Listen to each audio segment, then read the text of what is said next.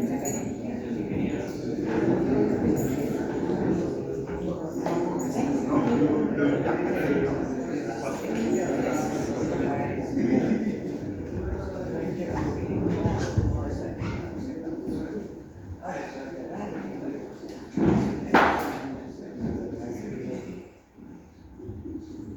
tardes. Buenas tardes. Bienvenidos a la Pinacoteca Municipal Ignacio Merino. En nombre de la Municipalidad de Lima, del alcalde Renzo Gallardo, les damos la más cordial bienvenida. Quiero hacer un saludo especialísimo al padre Manuel Tamayo, que es quien nos ayuda y convoca, ¿no? También a la Asociación de la Película de Santo Toribio, a su presidente, el señor Sánchez Melo, y por supuesto también a la Hermandad de Santo Toribio de Mogrovejo. El lugar en el que estamos es la Pinacoteca Municipal Ignacio Merino, que es un museo que guarda la colección, el acervo histórico de la Municipalidad Metropolitana de Lima desde su fundación.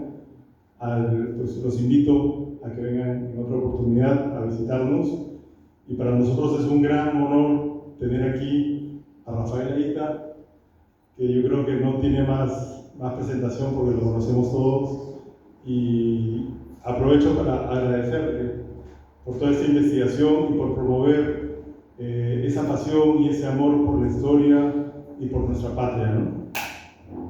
Bueno, sin más, los dejo con Rafael.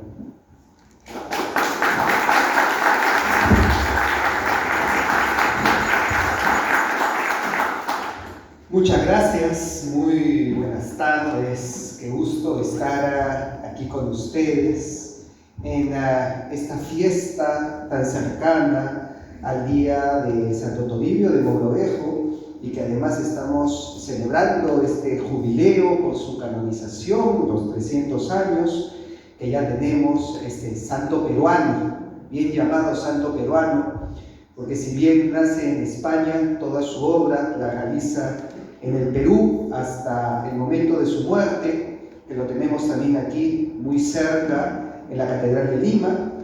Así que precisamente vamos a hablar sobre su persona, sobre su obra, sobre la coyuntura que le tocó vivir, que no era fácil. En el Perú, él llega al Perú en el año 1581 a entrar a una Lima que llevaba ya 6 años sin arzobispo, ¿no? Recordemos, el primer arzobispo de Lima había sido Jerónimo de Loaiza, pero durante 6 años la sede episcopal de Lima había quedado vacía, y el poder de decisión lo habían asumido los virreyes, y esto había llevado a que se confunda el poder del Estado o el poder político con el poder de la Iglesia, y por lo tanto los sacerdotes estaban muy temerosos de dar la contra a las decisiones que tomaban las autoridades políticas de la época, y eso había llevado también a una época de relajamiento espiritual y a una época de excesos. Y por lo tanto, Santo Toribio no la había tenido fácil. No la había tenido fácil, además porque si recordamos la coyuntura del Perú en aquella época de 1581, hacía menos de 10 años había ocurrido una guerra que en el Perú se denominó una verdadera cruzada. Nosotros, cuando escuchamos el término cruzada, nos imaginamos un panorama desértico en Medio Oriente, en donde los caballeros medievales salían a luchar en contra de Saladino o en contra de los selyúcidas, los musulmanes. Y por lo tanto, que yo hable de cruzada en el Perú, pues va a aparecer totalmente fuera de lugar, fuera de la historia. pero ciertamente en el Perú ocurrió una verdadera cruzada en 1572. ¿Qué es lo que había sucedido? ¿Cuál era la coyuntura para este tiempo cercano, previo a la llegada de Santo Toribio? Luego de la llegada de Francisco Pizarro y su inicial alianza con Manco Inca, debido a los abusos de sus hermanos, especialmente de Gonzalo Pizarro, que hicieron en contra de su aliado, en contra de Manco Inca se levanta en armas e inicia una gran rebelión, la rebelión más grande que se había visto en los Andes hasta ese momento. Manco Inca llama a todas las tropas del Tahuantinsuyo con su autoridad de Inca y dice: hasta acá llegó mi alianza con los españoles, vamos a expulsarlos. Y manda un cerco a Cusco y un cerco a Lima para que asedien ambas ciudades. Lima, de hecho, dentro de esas campañas se destruye Jauja, que era la primera capital del Perú, y fue reducida a cenizas, y por eso la capital se traslada a Lima, y muy posiblemente, lo más probable es que Lima hubiera terminado igual que Jauja, y que también hubiera reducido la ciudad de los Reyes a cenizas, si no fuera por la intervención de otras etnias aliadas a los españoles, como los huancas, como los huaylas, especialmente con Tarhuacho. Llega a Lima con un ejército de entre 5.000 y 7.000 huaylas a luchar en contra del Inca y a favor de Francisco Pizarro, que dicho sea de paso era su yerno. Pizarro se había casado con la hija de Contarhuacho y que era hermana de Atahualpa al mismo tiempo, y por lo tanto pues Contarhuacho fue la única suegra de la historia que le salvó el pellejo a su yerno. La mejor suegra de la historia de la humanidad la hemos tenido aquí cerca nomás, al norte, en el callejón de Huaylas, aunque dicen que era originaria de Huacho, por su nombre. Kunturhuacho significa el cóndor de Huacho.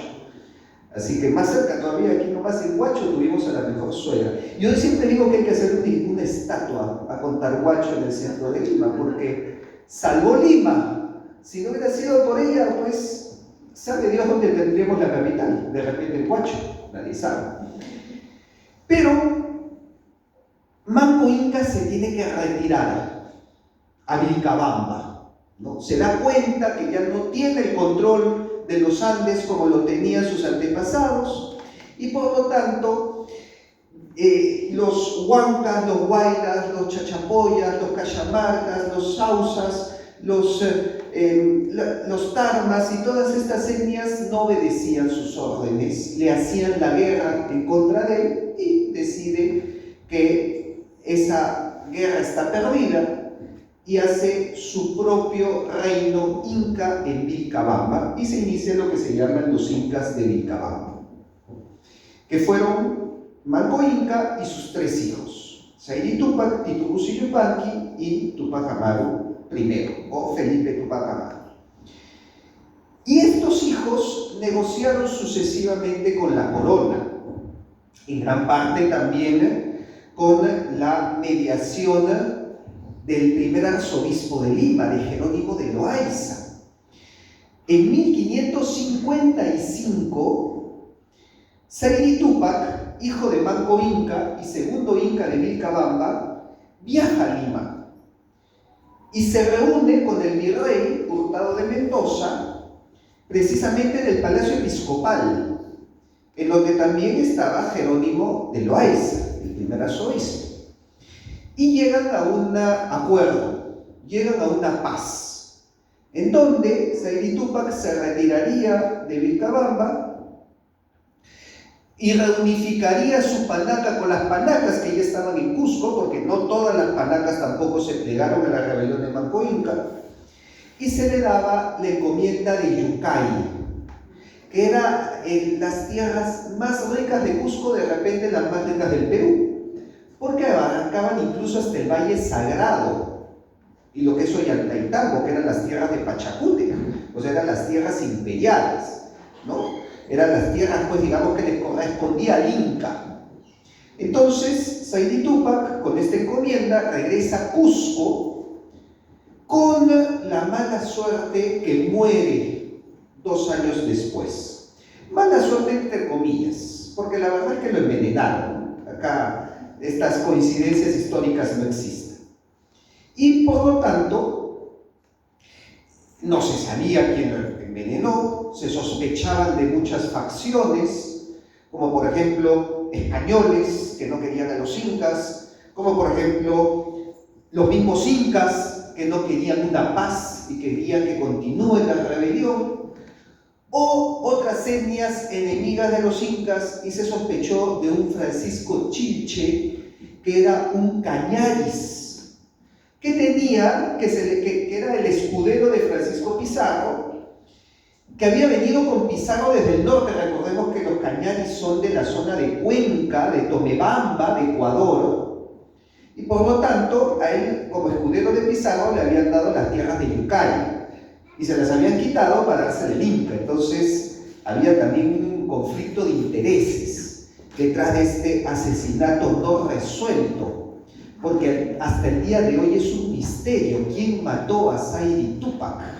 Bien podría ser una novela policial, ¿no? que resuelva este misterioso asesinato. Pero si el asesino tenía el objetivo de que continúe la rebelión, pues tuvo éxito, porque a la muerte de Saidi Tupac, su hermano Titu Yupanqui se rebela, desconoce este tratado y vuelve a iniciar y se vuelve a nombrar Inca de Vilcabamba. Titu Yupanqui se convierte en el tercer Inca de Vilcabamba.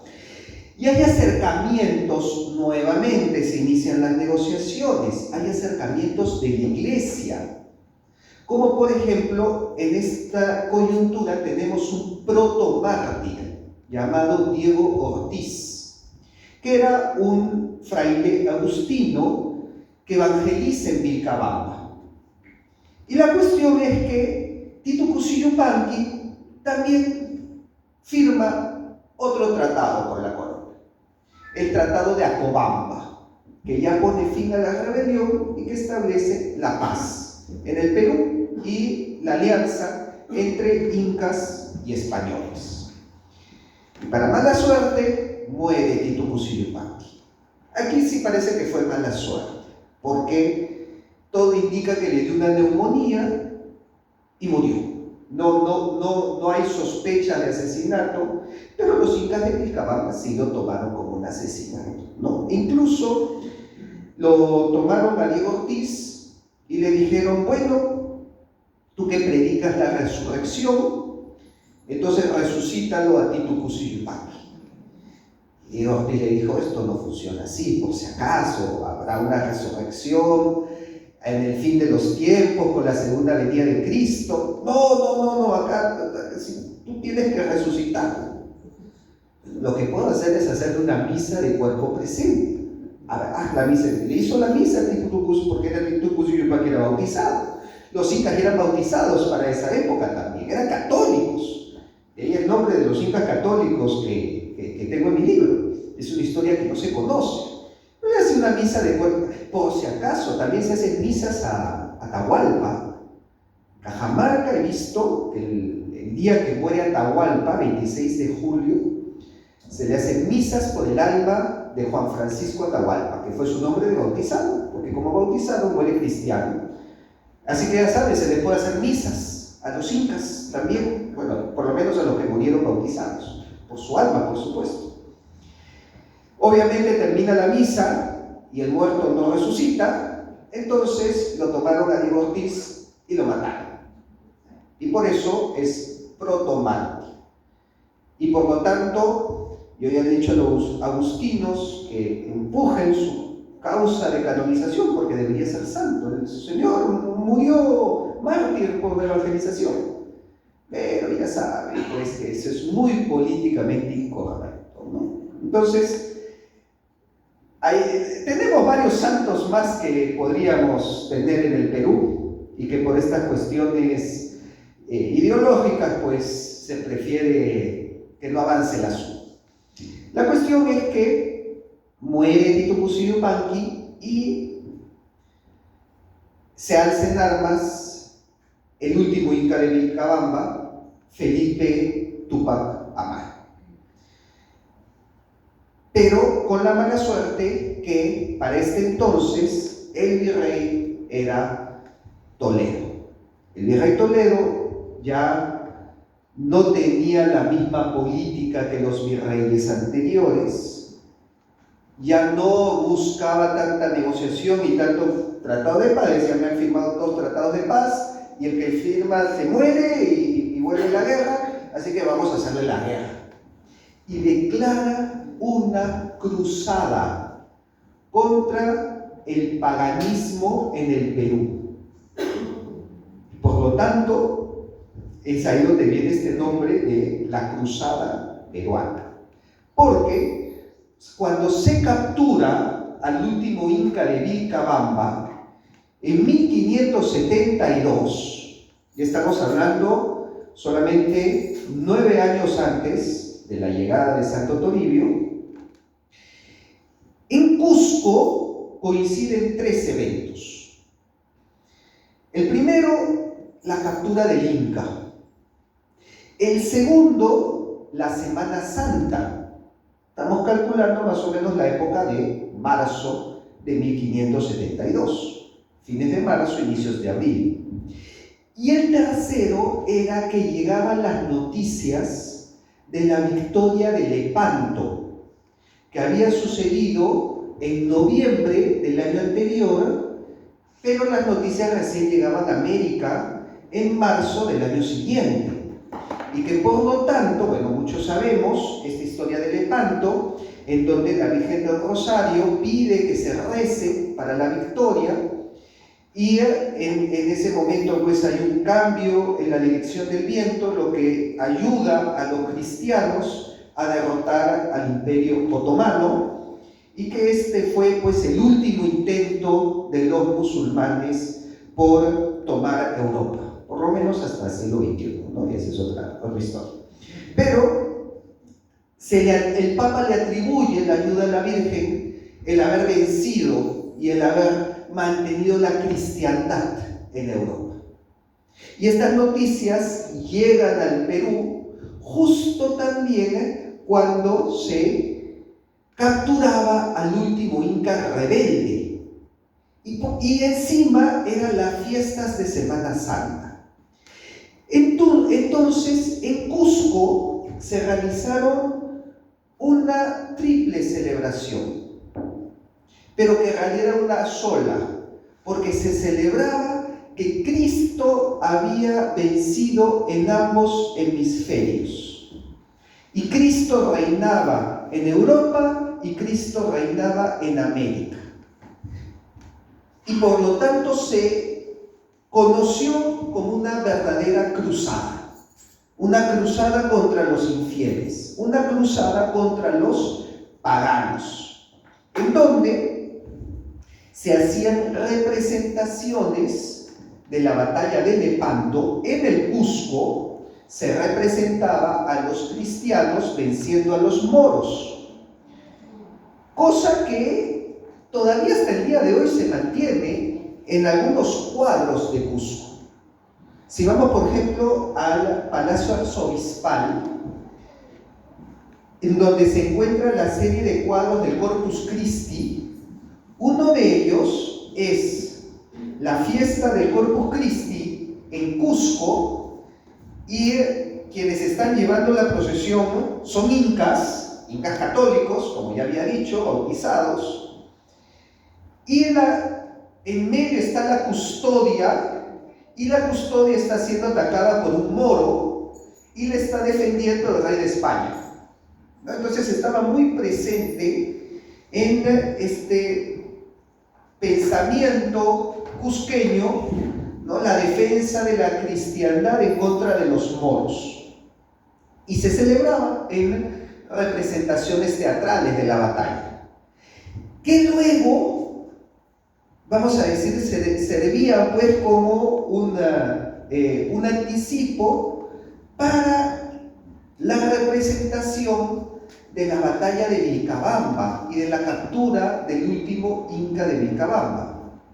Pero cosa curiosa, no se ponía en esta batalla una pelea entre incas y españoles, como lo veríamos de repente el día de hoy, o como muchos lo quieren poner el día de hoy. Si no se ponía, o sea, del lado de los españoles peleaban indígenas. Y por lo tanto, la representación no era de una batalla de españoles contra incas, era una batalla entre los indios amigos del rey contra los indios enemigos del rey, cerrando comillas porque es la cita que se utiliza textual en el artículo. O incluso mejor todavía, una batalla entre los indios cristianos contra los indios paganos, porque esa era la concepción de la época. Era el ser cristiano no solamente se limitaba a la religión, era como tu nacionalidad, porque no existían los estados modernos como los concebimos el día de hoy. Y por lo tanto, España estaba liderada por el rey católico, utilizaba el título de la monarquía católica, y por lo tanto, para ser parte del sistema, tenías que ser católico. El ser cristiano era como tu nacionalidad, porque era el equivalente a la civilización. Por eso Europa se le conocía como la cristiandad. Ya el término, es más, el término occidente es muy moderno. Cuando no se hablaba de occidente en esa época, se hablaba de la cristiandad. Por lo tanto, hacerte cristiano era entrar dentro de ese sistema. Y no ser cristiano era rebelarte en contra de todo el sistema. Por lo tanto, estas guerras se identificaban así, ¿no? Como los indios cristianos versus los indios paganos. Y por eso es que se dice que en el Perú existió esta cruzada peruana en contra del paganismo. Lo cual genera que cuando llegue Santo Toribio a Lima, encuentre un territorio muy convulsionado. La muerte del Inca no había sido poca cosa en el Cusco. Cuando se narra en Cusco la muerte de Felipe Túpac Amaru, es impresionante, porque primero que todo, el obispo de Cusco le ruega prácticamente con lágrimas al virrey que no lo ejecute.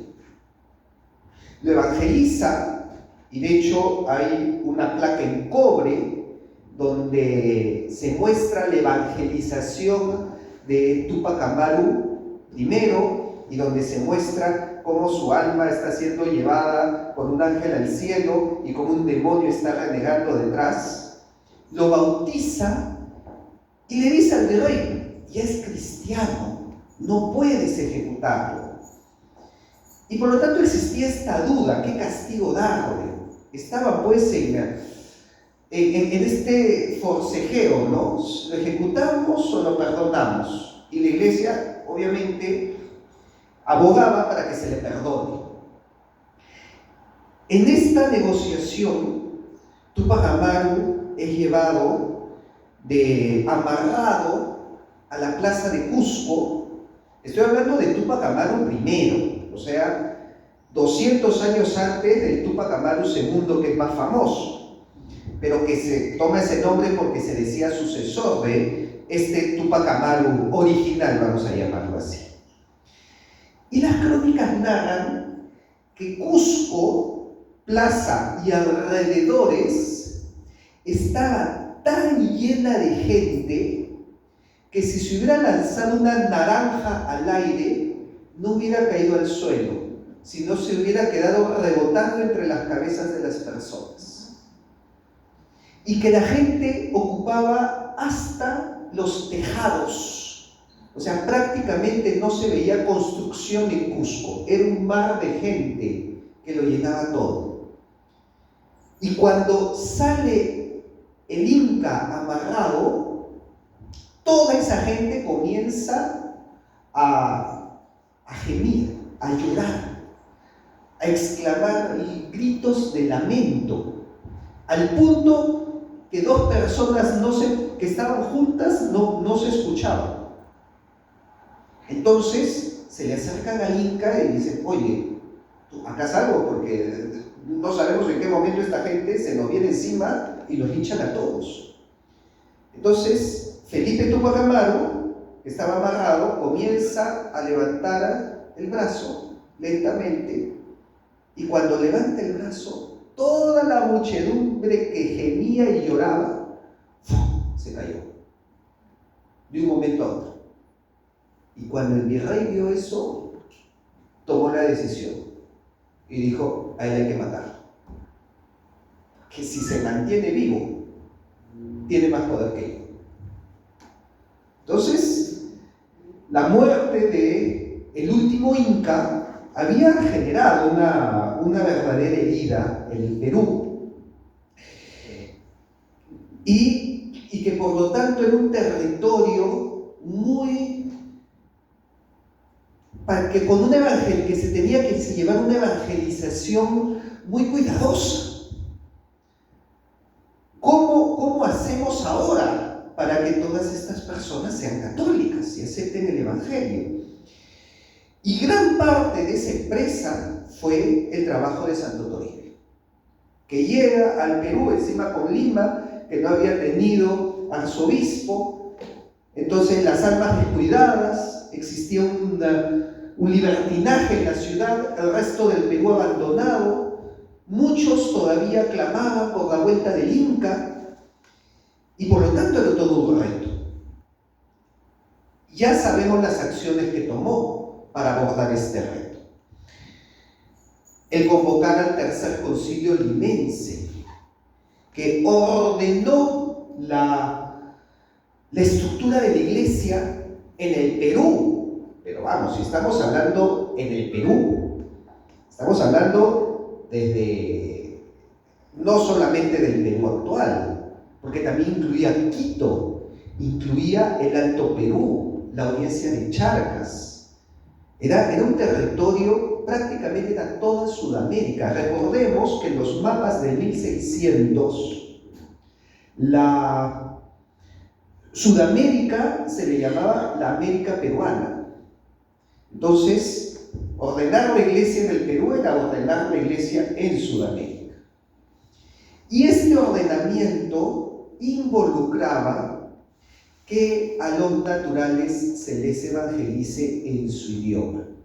Esto es algo también importantísimo, que fue la línea transversal de esta conexión que hizo la Iglesia Católica con el mundo andino.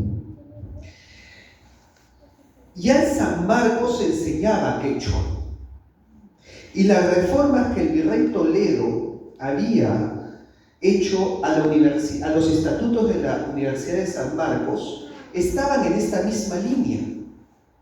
Y es por eso que tú, para egresar de San Marcos, tenías que dominar el quechua, cosa que el día de hoy ya no existe, ¿no?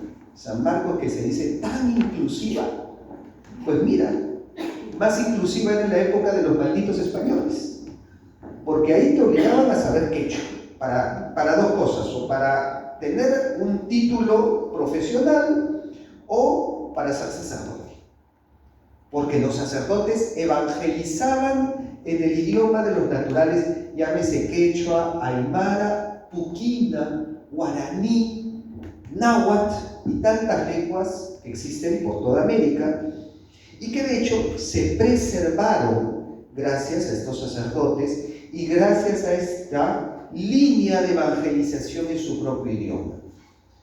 Recordemos que las gramáticas y los diccionarios en quechua, en aymara, le hicieron sacerdotes, le hicieron evangelizadores, que aterrizaron en papel toda la forma de entender estos idiomas a través de los diccionarios y las gramáticas, incluso antes que muchas lenguas europeas. ¿Y cuál era la finalidad? Aprender el idioma para evangelizar. Por eso, el día de hoy ustedes van a Cusco y van a encontrar en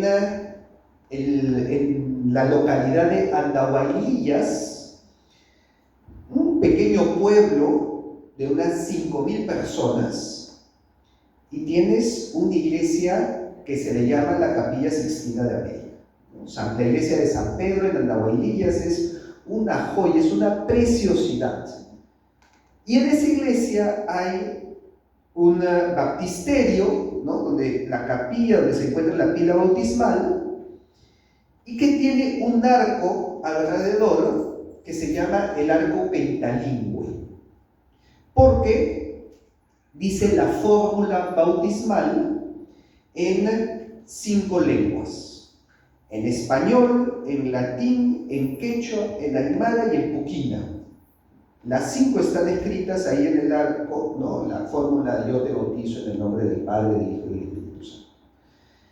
Porque el párroco Juan Pérez de Bocanegra, quien mandó a construir eso, quería que los naturales sean bautizados en su propio idioma, que entiendan lo que se les está diciendo.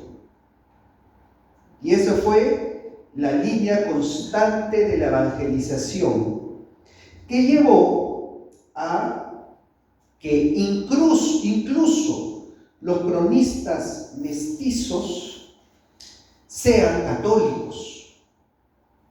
Y ahí tenemos el Inca Garcilaso, Juan Santa Cruz Pachacuti, Felipe Guamán Poma de Ayala, fervientes católicos, cosa que no se menciona este aspecto, ¿no? Mucho he escuchado que los indigenistas citan a Guamán Poma para poder, como ejemplo, como fuente de todos los abusos que cometieron los españoles en el Perú. Pero en ningún momento dice que Guamán Poma era católico hasta los huesos. Y eso lo dice el libro de Estensoro, que lo define a Guamán Poma como un católico ultraortodoxo, o sea, de los más fervientes, de los más fundamentalistas, lo llamarían el día de hoy. Claro, el Señor escribe una crónica en donde se le dedica al Papa y donde quiere insertar la historia de los incas dentro del Génesis. Tú ves que en la crónica de Guamán Poma comienza con Adán y Eva y te dice cómo de Adán y Eva llegan hasta los incas, cómo ubica también el diluvio, también sucedió en América, y te ubica el nacimiento de Jesucristo durante el reinado de Sinchiroca. O sea, él trataba de empatar su historia ancestral de los incas con la Biblia, porque para él no era incompatible, al contrario, él buscaba cómo engranarla. Y también, incluso, Guamán Poma, cuando hace, incluso en su crítica que realiza a los españoles, lo hace desde la ética cristiana, desde la ética católica. De repente, de la misma manera como los profetas del Antiguo Testamento denunciaban los excesos del pueblo y de sus autoridades, pero reclamándoles que se estaban alejando de Dios. Igual, Guamán Poma ponía: estos no son verdaderos cristianos, porque esto no es cristiano. Y eso nos muestra lo hondo que cala la evangelización cuando no se hace desde una imposición externa, sino ingresa dentro de tu mundo. Y esta fue la línea que marca Santo Toribio. En el tercer concilio limense y en sus viajes. Recordemos que de los 24 años que vivió Santo Toribio en el Perú, 8 estuvo en Lima y el resto se la pasó viajando. Se la pasó viajando por el norte, por el sur, ¿no? Por Lambayeque, Chachapoyas, Saña. Murió en pleno viaje en su tercer viaje. Viajes pues que sumaron 500.000 de bautizados y confirmados, dicen los documentos arzobispales. Que este santo bautizó y confirmó 500.000 de personas. Él solito, a lomo de mula. Entonces, eso es obra, ¿no? Muchas veces nosotros pensamos que estamos dando una batalla cultural, hermano. ¿Quieres dar batalla cultural? Aprende quechua y evangeliza en quechua. Eso muchas veces yo digo en los que luchan en contra de la leyenda negra. ¿Quieres luchar en contra? Aprende quechua y háblales en quechua. No, pero ya bueno, eso hacían en esa época. Pues. Entonces, claro, el día de hoy eso se ve como una empresa monumental. O sea, todo lo que hacemos el día de hoy queda reducido, ¿no? Y minimizado con el subirse al lomo de una mula y recorrerse todo el Perú a pie y morir en el intento, porque, como dije, ¿no? Fue en este tercer viaje que muere Santo Toribio de Mogrovejo y que incluso llega agonizando, ya muriéndose en el camino, y él siguió avanzando. Entonces, esto cala hondo, esto tiene profundas raíces. Y por eso a mí me hace mucho ruido cuando nos dicen, es que la religión se impuso en el Perú, ¿no? A sangre y fuego. A ver, lee todos los intentos que se han hecho para realizar una evangelización de verdad que involucra aprender los idiomas, ir caminando a pie, mimetizarse en la vida de los naturales, porque vivían con ellos, comían con ellos, conversaban con ellos en su lengua, conocían sus problemas, porque qué fácil es criticar, ¿no? Desde tu casa, decir, no, es que nosotros somos unos salvajes, somos unos animales, no me entienden. Ya quieres entenderlos, sale de la comunidad de tu casa, visítalos, vive con ellos, come con ellos, habla en su lengua. Y ahí va a haber comunicación. Eso es lo que nos falta, entendimiento. Por eso la figura de Santo Toribio es tan relevante el día de hoy, porque nos muestra este camino para poder entendernos. Un camino, pues, que es empedregado, ¿no? Que es difícil, que te saca sangre en los pies.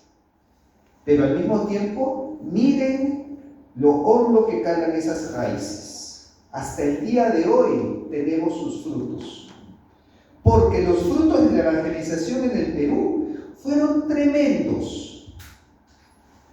Sabemos que hoy el Perú es fervientemente católico, yo diría más en los Andes y en el interior que en la propia Lima, en donde no ha entrado estas ideologías foráneas, globalistas, relativistas, no entra en los Andes.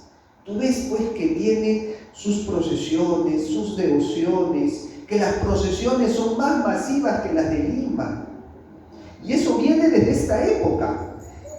Porque uno de los elementos que despertó furor en el Perú y que fue parte de este ordenamiento de la iglesia y la evangelización, y que poco se habla el día de hoy, fueron las cofradías. Las cofradías eran estos grupos religiosos que tenían una devoción a un santo, a la Virgen o a Jesucristo, ¿no?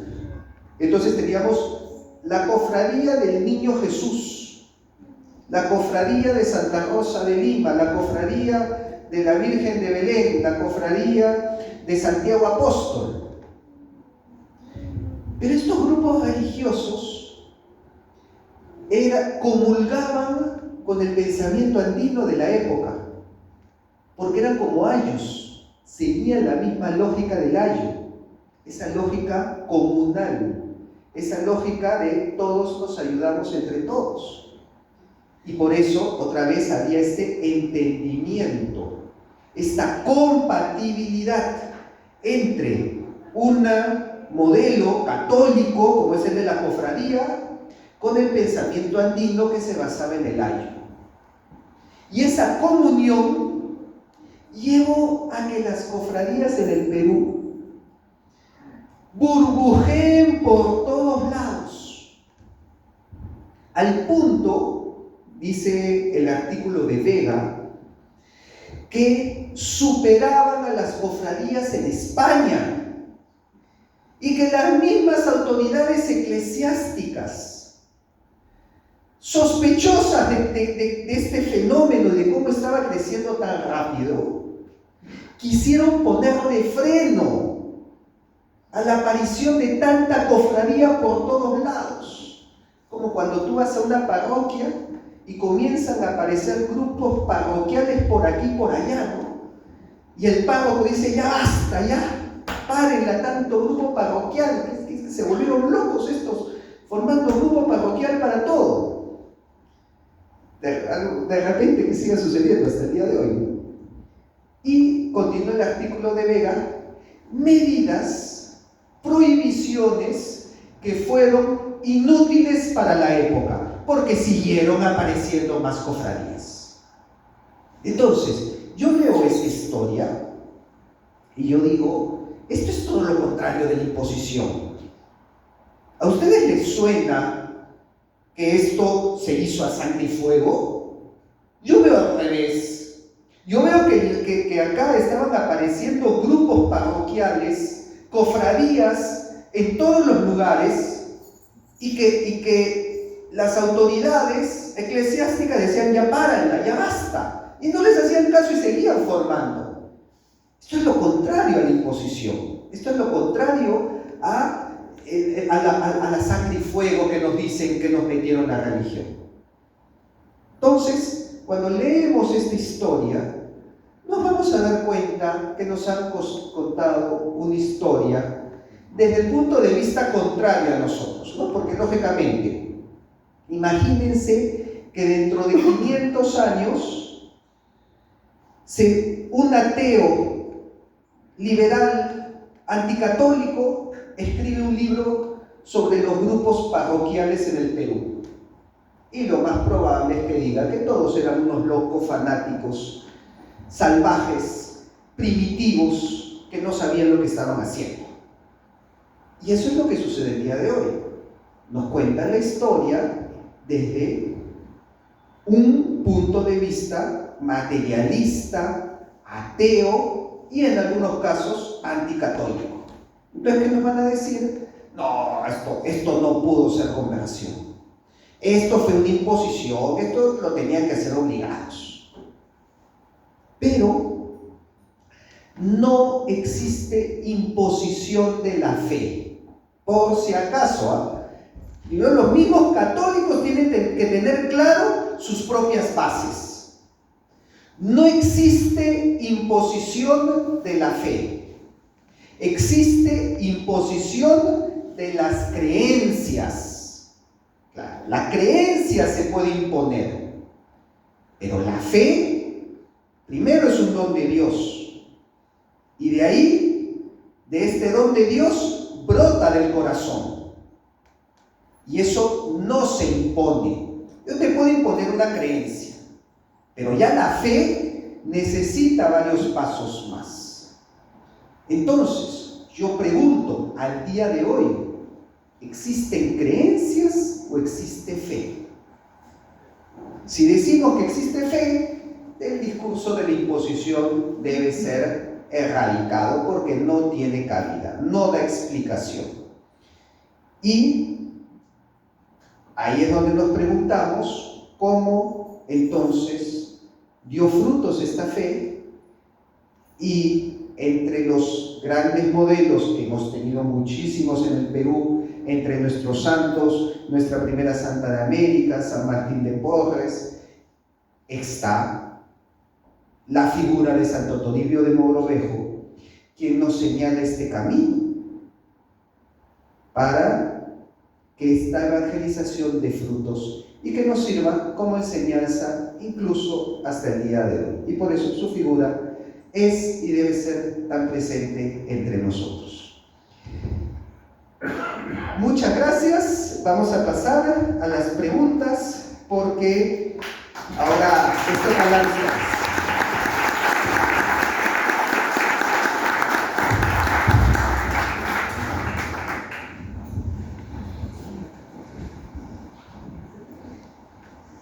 Y también, si desean profundizar en estos temas, primero los invito a mi canal de Capitán Perú. En YouTube tengo varias entrevistas, varias ponencias donde hablo sobre la evangelización en el Perú, sobre los santos en el Perú, sobre los incas que se convirtieron. Ahí tienen videos, tienen un montón de material para profundizar.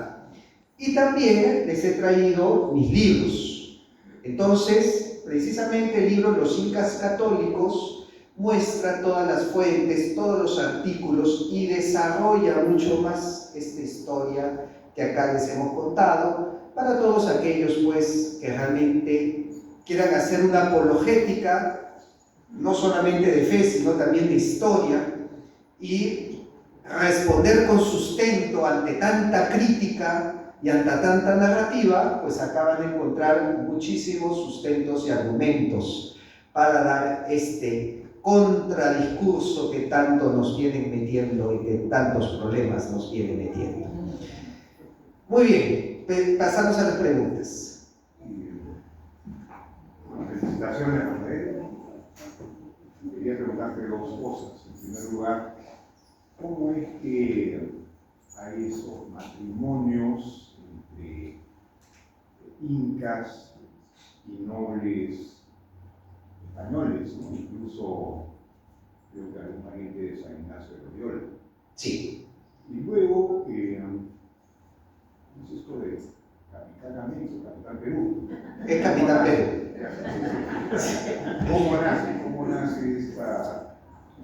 A ver, bueno, comenzaré respondiendo esa. Yo comienzo con mis redes sociales el año 2017, pero desde antes yo ya tenía esta inquietud por la escritura. Yo desde toda mi vida, desde que estaba en el colegio, me gustaba escribir cuentos, escribir libros. A partir de mi primera visita a Machu Picchu, decido escribir novelas de historia, lo cual me llevó muchísimo tiempo, porque si se dan cuenta, la novela de Pachacútec la he publicado el año pasado. Entonces, estamos hablando que habrá tardado unos 30 años en salir a la luz, pero fueron años también que todas estas historias se fueron puliendo, refinando, así que me parece muy bien que haya demorado. Y conforme iba, mi primera novela la escribo el año 2018 y la habré preparado unos 10 años antes, leyendo, investigando, buscando fuentes, y conforme más leía los libros de María Roborowski, de José Antonio del Busto, de Donato Amado, de Ramón Mujica Pinilla, entre varios otros autores, más me daba cuenta que lo que nos han contado es un cuento y que lo que se enseña en la historia no tiene nada que ver con lo que está en los libros. Ojo, esto sí quiero ser bien claro, porque es algo que veo que reiterativamente me están achacando. Me dicen, oye, pero si tú no eres historiador, porque yo soy ingeniero. Estoy estudiando un doctorado en humanidades, precisamente para entrar ya académicamente a investigar sobre humanidades, historia, cultura. El grado es humanidades y cultura. Si bien mi crítica no es hacia la historia, muchos me dicen, bueno, pues usted es ingeniero, ¿cómo un ingeniero me quiere cambiar toda la historia?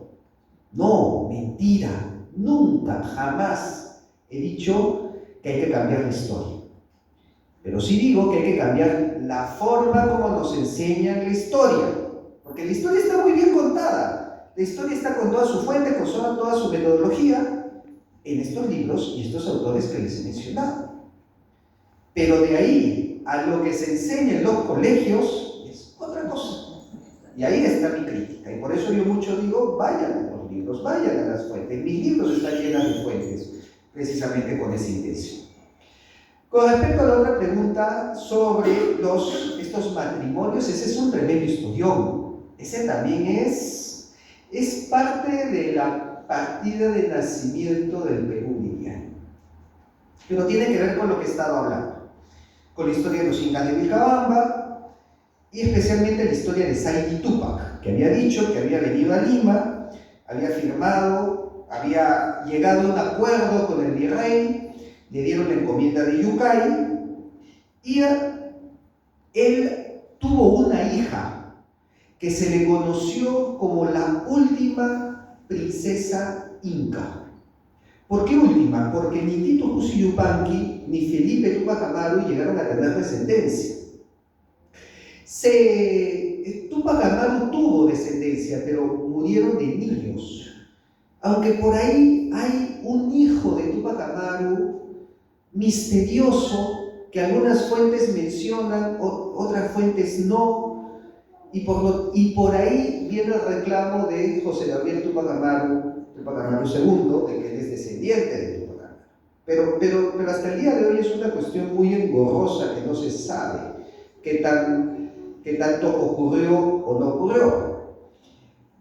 Y por lo tanto, la última princesa inca del Perú era la hija de Saidi Túpac, era Beatriz Clara Coya. Y a Beatriz Clara Coya la casan, porque fue matrimonio por acuerdo, con Martín García de Loyola, que era el sobrino nieto de San Ignacio de Loyola. Entonces, de esta manera, la casa de Loyola, fundador de los jesuitas, se unía a la casa de los incas. Y tienen una hija que se llama María Ana Lorenza de Loyola Inca, que queda huérfana joven, porque a Martín de Loyola lo nombran capitán de Chile y muere en la guerra contra los araucanos. Entonces en el 1600 la traen a Ana Lorenza Lima, donde la mamá Beatriz Clara también muere joven. Y de hecho, hasta donde sé, la enterraron acá nomás, en la iglesia de los dominicos de Santo Domingo. Y a los 10 años queda huérfana Ana Lorenza. Entonces los españoles dicen, bueno, tenemos a la última princesa del Perú, que queda huérfana a los 10 años. Vamos a llevarla a España. Y la llevan a España con la familia Borja, que también era tremenda familia en España, ¿no? Eran los Borja, los duques de Gandía, los descendientes de San Francisco de Borja, los descendientes de los papas Borgia, y la crían los Borja, o sea, familia de tremendo poder incluso en Italia, en toda Europa, y la casan con un Juan Enríquez de Borja, que al mismo tiempo era descendiente de San Francisco de Borja, era como bisnieto de San Francisco de Borja. Y por lo tanto, esta niña ya no era una pobrecita indiecita cualquiera. Tenía tras sus espaldas a la familia más importante de España y a los Loyola de paso. Entonces, con esa fuerza, reclama ante el rey por los abusos que habían cometido contra los incas de Vilcabamba. Y Felipe III crea el marquesado de Oropesa para ella y la nombra marquesa de Oropesa. ¿Qué significaba el título de marqués de Oropesa? Según la cédula real en la que se le entrega, la denominaba como la heredera del Imperio del Perú. No es poca cosa. Es tan importante el marquesado de Oropesa que en 1741, cuando la última marquesa de Oropesa muere sin descendencia y regresa el marquesado a la corona, los Borgia y los Loyola comenzaron a pedir el marquesado por todos lados. Y el rey les dijo no, porque esta designa el heredero del imperio del Perú y por lo tanto tiene que ser descendiente de los incas. Cuando esas noticias llegaron a España, en Cusco empezaron a reclamar el marquesado de Oropesa. ¿Especialmente quién? Túpac Amaru II. Una de las razones por la que Túpac Amaru II se levantó en armas fue porque le negaron el marquesado de Oropesa. Porque eso lo nombraba Inca, heredero del imperio del Perú. Era un poder tremendo que tenía. Era tan poderoso el marqués de Oropesa que el virrey no mandaba sobre él. Entonces, esas son las muestras de que los incas lograron un estatus importante incluso en España y que no nos cuentan ahora.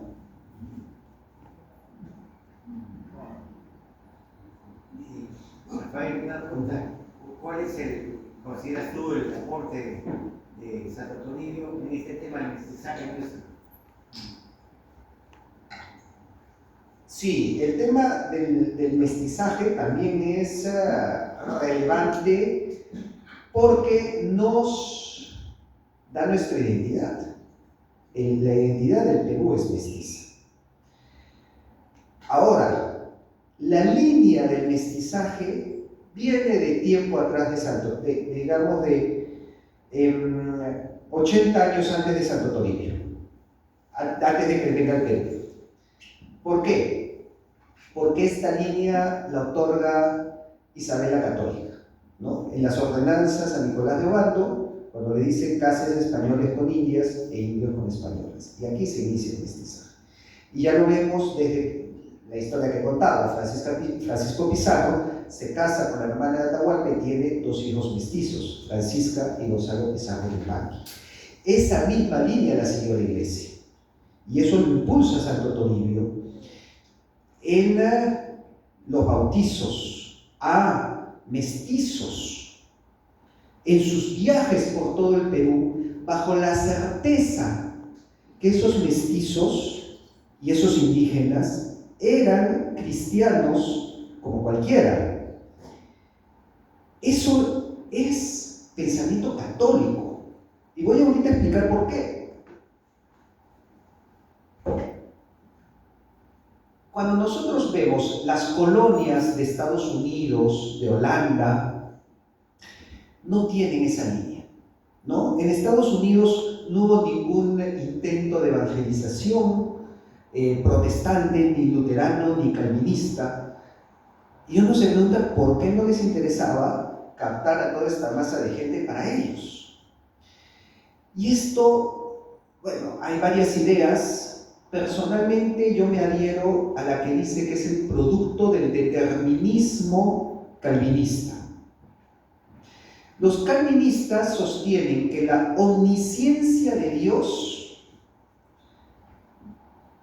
genera una predeterminación de la salvación. ¿Qué significa eso? Dios sabe quién se salva y quién se condena. Porque como Dios sabe todo, sabe quién se salva y quién se condena. Y si Él sabe quién se va a salvar y quién se va a condenar, entonces existe una predeterminación de personas que sí o sí se van a salvar y de personas que sí o sí se van a condenar, porque eso ya está en la mente de Dios. Ya existen los salvados de antemano y los condenados de antemano. Por lo tanto, los condenados de antemano no merecen nada, ni siquiera son seres humanos. ¿Yo para qué los voy a evangelizar si no he recibido el Evangelio? Si Jesucristo no llegó a ellos. Entonces, ¿yo para qué les voy a llevar? Si Dios ya los condenó de antemano.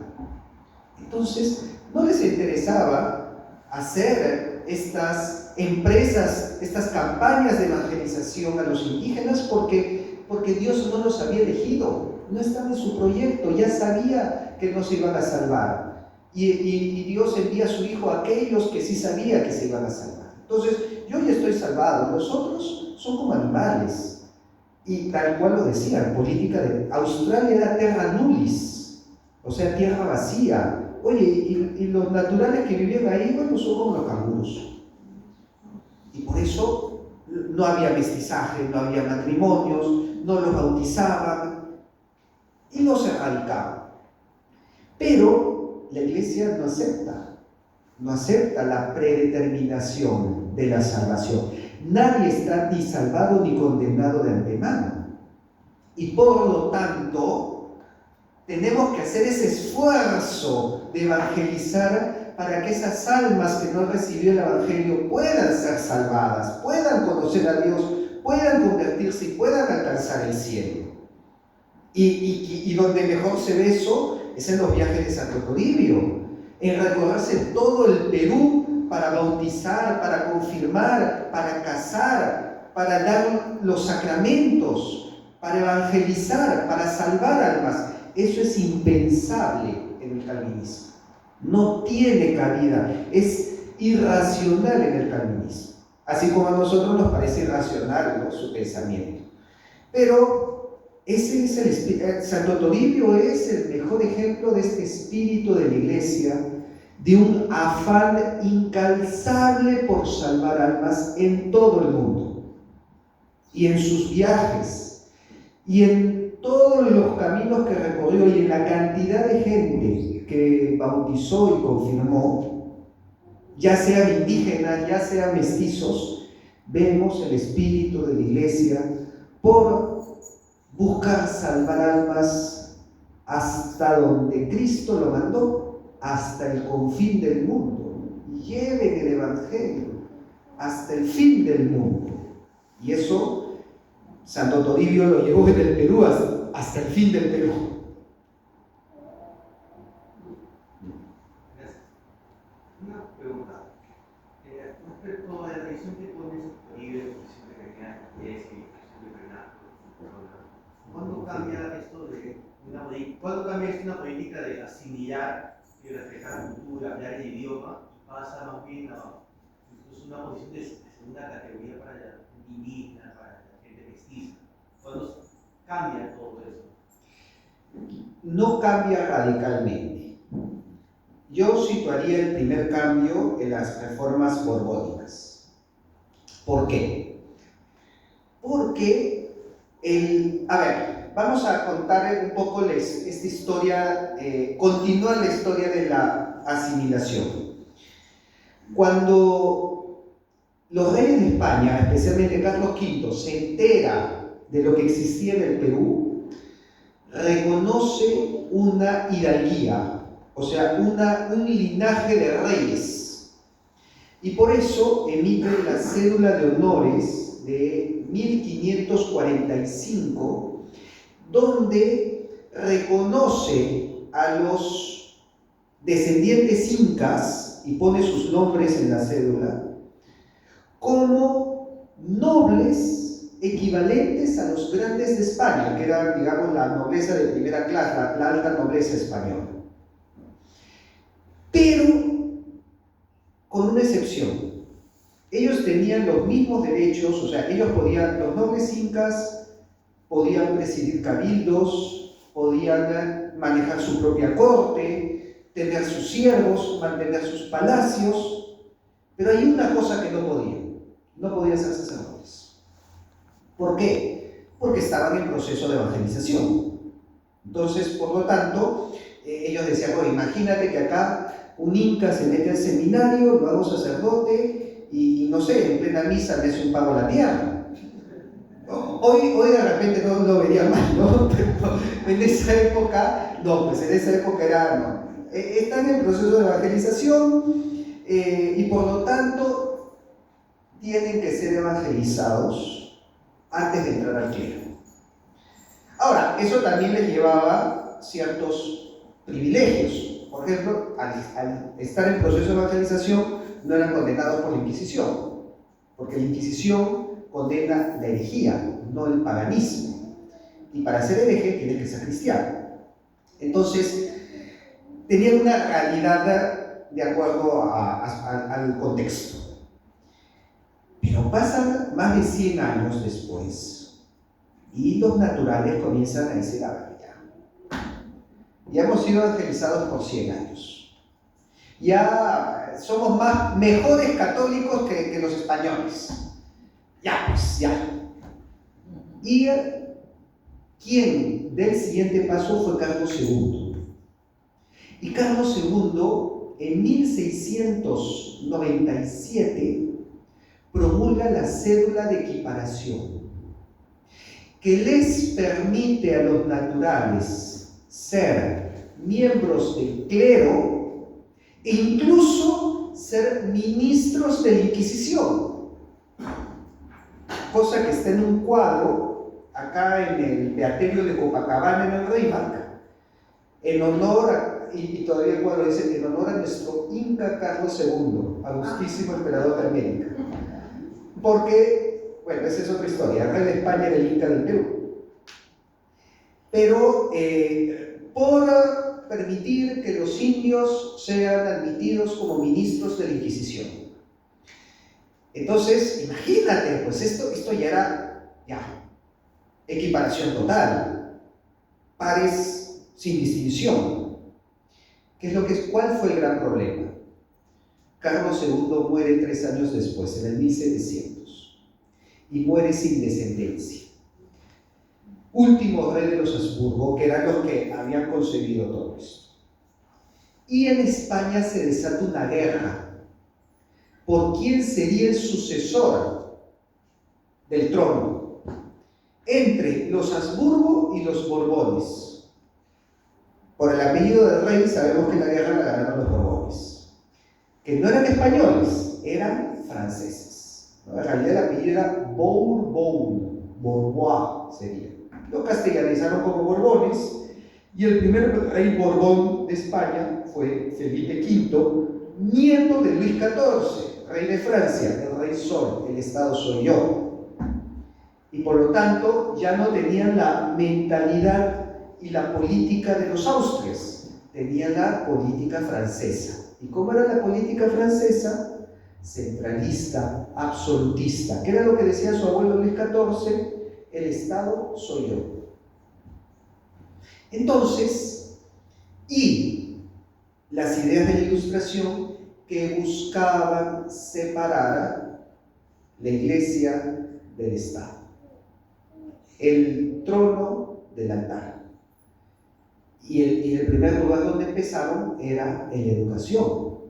Y es por eso que Carlos III expulsó a los jesuitas de todos sus reinos, porque eran los que tenían las universidades, y a los dominicos no los expulsó, pero los sacó de las universidades porque quería hacer una educación laica. Ahora, ¿tú te imaginas que a estos reyes les llegaron la noticia que unos indígenas en América querían ser sacerdotes? Ni de baile, no se ejecutaron las cédulas. Y eso llevó a 50 años de reclamos, donde los mismos naturales, los curacas, los descendientes incas, Vicente Morachimo, curaca de los Chimú, le escribe una carta al rey de España diciendo: haz valer la cédula de Carlos II, nos ha dado en honor a nosotros, que querían ser curas.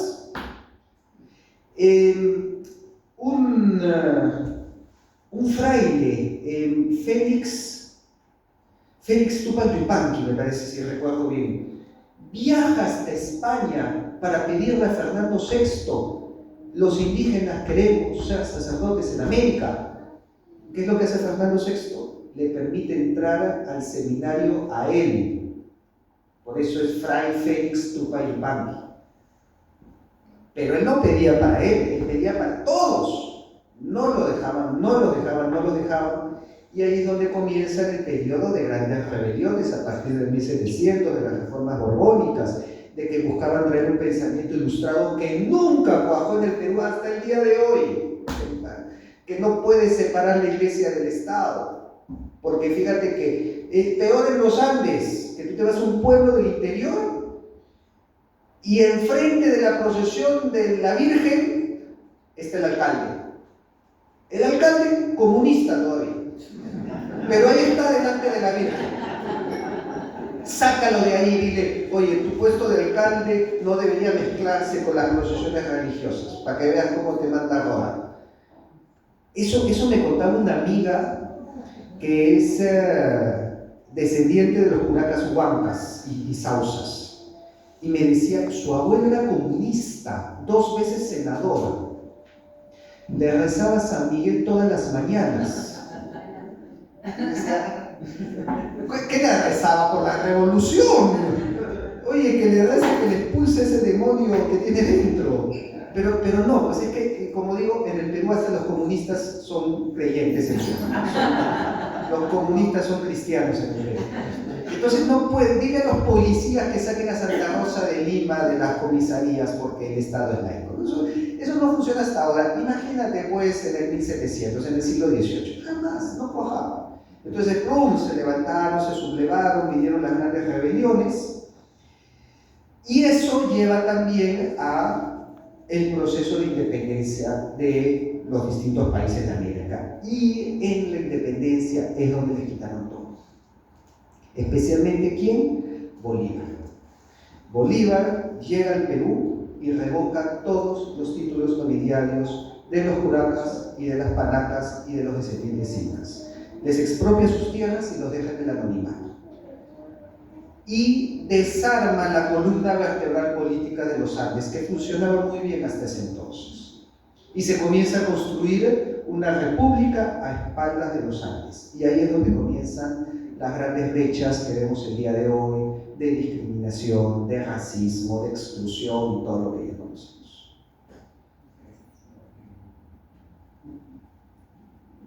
Creo que nos queda para una pregunta más, ¿no? Sí. A ver, la última. Mencionar la parte de relación espiritual y una serie de cosas que habían pasado antes del periodo de Santo Toribio. Entonces, no sé si pudieras hablar un poco en cómo combatió eso, porque materialmente eso te lleva a la corrupción, eso te lleva a una serie de cuestiones. Lo combatió también materialmente. Prohibía escenarios donde ocurrieran esos excesos. De hecho, una de las grandes controversias en el Perú sobre eso han sido las corridas de toros. La Iglesia ha tenido periodos donde ha prohibido las corridas de toros. Así que por ahí algunos titaurinos deberían buscar la figura de Santo Toribio y de otros obispos que lucharon contra las corridas. Pero era por una razón muy distinta. ¿Por qué? Porque en las corridas de toros se las pegaban unas huascas con pisco que llevaba eso pues a una degradación social, porque salían todos los borrachos a hacer tontería y media. Entonces decía, ya, ¿cómo hago para evitar esto? Si se van a reunir aquí a embriagarse, entonces prohíbo la reunión. Y se hacía así, de manera, era mucho más tajante. Hoy no se podría, ¿no?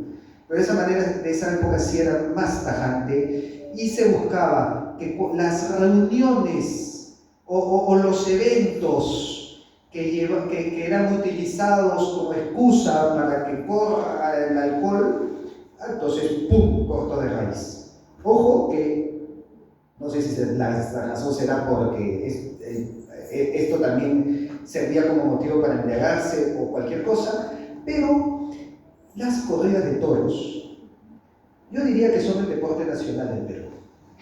Y alguien me dirá el fútbol, pero en el Perú existen más plazas de toros que estadios de fútbol. No se imaginan la fascinación que despertó el toro en el Perú.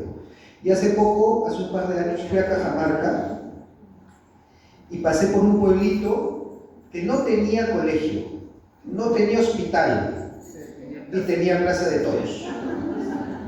Y al alcalde le hicieron un juicio.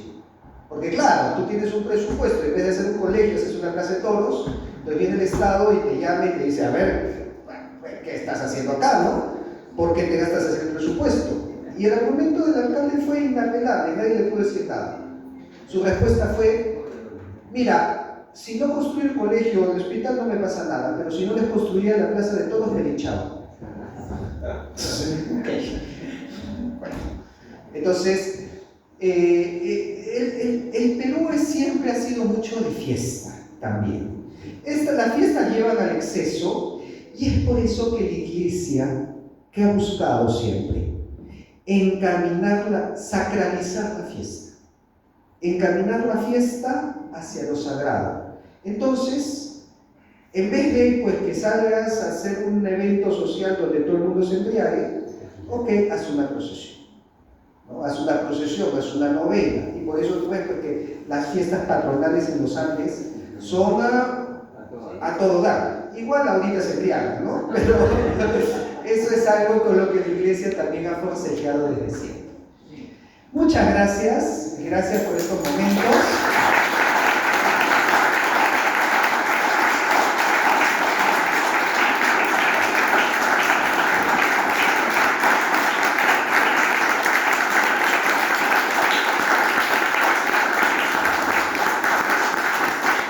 Voy a estar todavía unos minutos en la mesa, si alguien desea un libro, si alguien ha traído un libro, también para que se lo firme, se pueden acercar y conversar. Gracias. Las palabras del padre Tamayo. Muchas gracias, Rafael, brillante como siempre, muy agradecido. Gracias también a José Alberto, que nos ha estado aquí en este lugar. Gracias a ustedes que han venido. Y solo quería decirle que estamos en el proyecto de la película Santo Toribio de Mogrovejo. Vamos avanzando poco a poco, vamos como la tortuga, casi como las elecciones de aquí, por ejemplo. Y solo les pido oraciones porque estamos en unas gestiones importantes para la financiación. ¿Ya? Y ahora tenemos un compartir, ¿no? Sí, muchas gracias.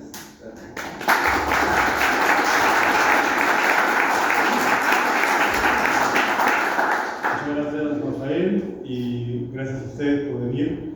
Están invitados a la Pinacoteca Municipal, ojalá nos visiten pronto y puedan gozar pues, de las obras de arte. Nada más para comentarles, por ejemplo, esta pintura que tienen al costado es una obra de Guillermo Tasset, es Panorama de Lima, del año 1861, demoró 10 años en realizar esta pintura, ¿sí? 1861. Y pueden ver cómo no había todavía pues, Miraflores, San Isidro. Lima tenía apenas 95.000 habitantes. Se puede ver la plaza de Hacho, efectivamente, y algunas iglesias que hasta ahora están de pie. Bueno, muchísimas gracias y son siempre bienvenidos a la Pinacoteca Municipal y Nacional.